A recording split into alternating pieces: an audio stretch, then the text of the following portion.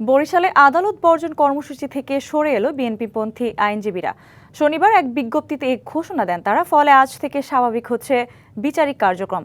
এ বিষয়ে জানাতে বরিশাল থেকে সরাসরি যুক্ত হচ্ছেন সহকর্মী জিয়াদ মাহমুদ। জিয়াদ, আপনি জানাবেন আদালতে আইনজীবীরা আসতে শুরু করেছেন কিনা এবং বিচারিক কার্যক্রম শুরু হয়েছে কিনা? সঞ্জিতা, গত ৩ কার্যদিবসের যে আদালত বর্জনের ঘোষণা ছিল বিএনপি পন্থী আইনজীবী এবং জেলা আইনজীবী সমিতি, সেই সিদ্ধান্ত থেকে কিন্তু সরে এসেছেন এবং গতকাল তারা একটি বিজ্ঞপ্তির মাধ্যমে এই তথ্য নিশ্চিত করেছেন। মানে আজ থেকে আদালতের যে বিচারিক কার্যক্রম সেটি কিন্তু পুরোদমে শুরু হবে এবং বিচার প্রার্থী যারা রয়েছেন তারা কিন্তু আসতে শুরু করেছেন, বিচারকরাও আসতে শুরু করেছেন। আমরা দেখেছি যে সকাল থেকে আদালত পাড়া কিন্তু অনেকটাই মুখর বলা চলে এবং ঘটনার পেছনে যদি যাওয়া যায়, গত 23 ফেব্রুয়ারি এক আওয়ামী লীগ নেতার জামিনকে কেন্দ্র করে 24 ফেব্রুয়ারি আদালতের এজলাসে বাক উত্তপ্ত বিনিময় এবং এখানে আমরা দেখেছি ভাঙচুরের ঘটনা এবং হামলার অভিযোগে কিন্তু মামলাও হয় পরের দিন সেই মামলায় জেলা আইনজীবী সমিতির যিনি সভাপতি তাকে কিন্তু গ্রেপ্তার করা হয় এবং তিনি বর্তমানে কারাগারে রয়েছেন এবং সেই ঘটনার যে শুরু থেকেই আদালত বর্জনের ঘোষণা দেন বিএনপিপন্থী আইনজীবীরা এবং একই সাথে একমত তখনও পোষণ করেন যে আইনজীবী সমিতির যারা রয়েছেন তারা।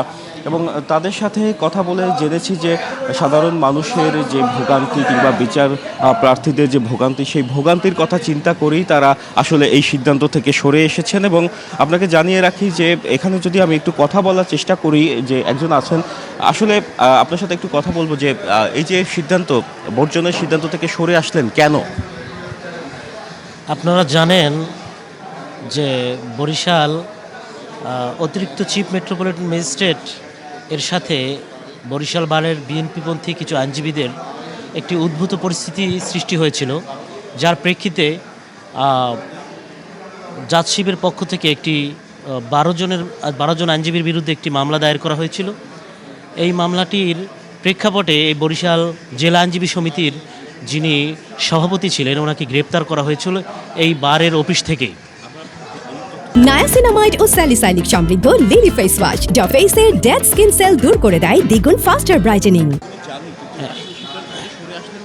হ্যাঁ, এর পরবর্তীতে তারা এখানে বরিশাল বার একটি সিদ্ধান্ত নিয়েছিল যে আদালতের সমস্ত কার্যক্রম স্থগিত করে এবং বর্জন করেছিল।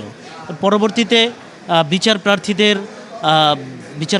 চাওয়ার প্রেক্ষিতে এবং তাদের ভোগান্তি যাতে না হয়, বিচার প্রার্থীরা যাতে সুষ্ঠু বিচার এখানে পায়, এই কারণে আবার বরিশাল বার সিদ্ধান্ত নিয়েছে এবং এই আদালত বর্জন স্থগিত করেছে। ধন্যবাদ আপনাকে।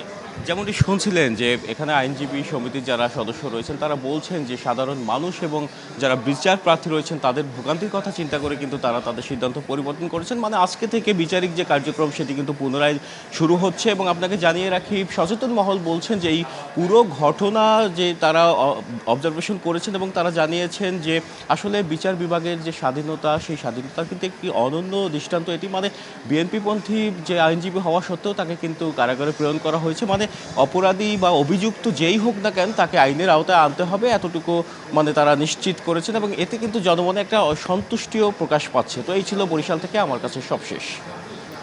জিয়াদ, ধন্যবাদ আপনাকে।